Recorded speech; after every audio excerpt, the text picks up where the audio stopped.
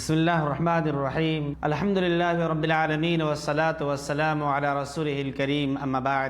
محترم ناظرین، تمام شرائع اسلام میں سب سے زیادہ اہمیت عقیدہ توحید کی ہے۔ توحید کی تین قسمیں ہیں: توحید الوہیت، توحید ربوبیت اور توحید اسماء و صفات۔ آج ہم مختصر وقت میں توحید اسماء و صفات کے بارے میں بعض باتیں بیان کرنا چاہتے ہیں۔ اللہ تبارک و تعالیٰ کے کچھ اسپیشل نام ہیں، خاص نام ہیں، اللہ تبارک و تعالیٰ کی صفات ہیں، اسپیشلٹیز ہیں۔ اللہ رب العالمین کی بہت ساری صفتیں ہیں۔ اللہ رب العالمین کی ایک صفت ہنسنا، ایک صفت ناراض ہونا، اللہ رب العالمین کا ہاتھ، اللہ کا دل، اللہ کی انگلی، اللہ کا قدم، اللہ کا نازل ہونا، اللہ رب العالمین کا سننا، اللہ رب العالمین کا دیکھنا۔ یہ جو صفات ہیں، ان صفات کی بنیاد تین چیزوں پر ہے۔ پہلی چیز یہ جانیں کہ اللہ رب العالمین کی صفات معلوم کرنے سے، اللہ رب العالمین کے اسماء ناموں کو جاننے سے کیا فائدہ ہوتا ہے؟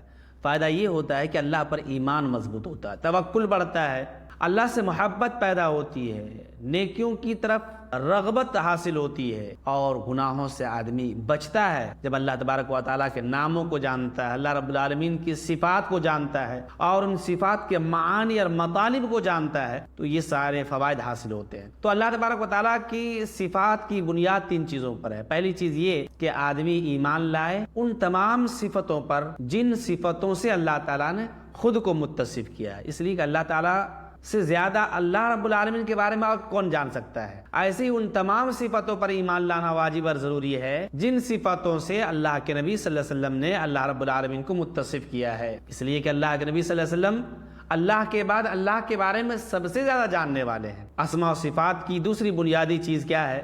دوسری بنیادی چیز یہ ہے کہ ایک انسان اس بات پر ایمان اور یقین رکھے کہ اللہ رب العالمین مخلوقات کی ہر طرح کی صفات سے پاک ہے۔ مخلوقات جیسی صفات اللہ تعالیٰ کی نہیں ہے۔ لیس کمثلہ شیء، اللہ کی طرح کوئی چیز نہیں ہے۔ یہ دو بنیاد ہو گئی۔ تیسری بنیادی چیز یہ کہ اللہ رب العالمین کی صفات کی حقیقت حاصل کرنے کی کوشش نہیں کی جا سکتی ہے۔ اللہ رب العالمین کی صفات کی کن اور حقیقت نہیں معلوم کیا جا سکتا ہے۔ اس لیے امام مالک رحمہ اللہ سے جب پوچھا گیا کہ استوا کا مطلب کیا ہوتا ہے، یعنی اللہ رب العالمین عرش پر ہے، ساتوں آسمان کے اوپر عرش پر مستوی ہے، تو یہ استوا کا مطلب کیا ہوتا ہے؟ تو استوا کا مطلب ہوتا ہے بلند ہونا، قرار پانا، اوپر ہونا۔